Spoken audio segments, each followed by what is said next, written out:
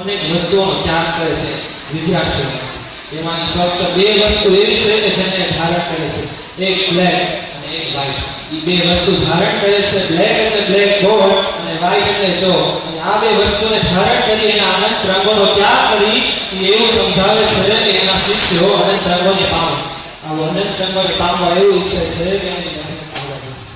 શિષ્યોને અનંત રંગોને પામે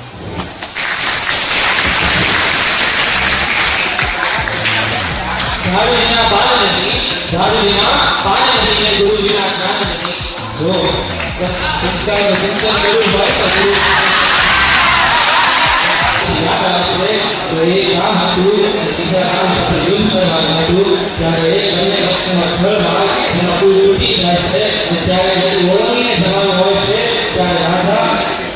ગુરુ અને એનું સૈન્ય બધું હોય છે ત્યારે રાજા એને કહે છે કે પેલા હું મારે ઓળંગીશ ત્યારે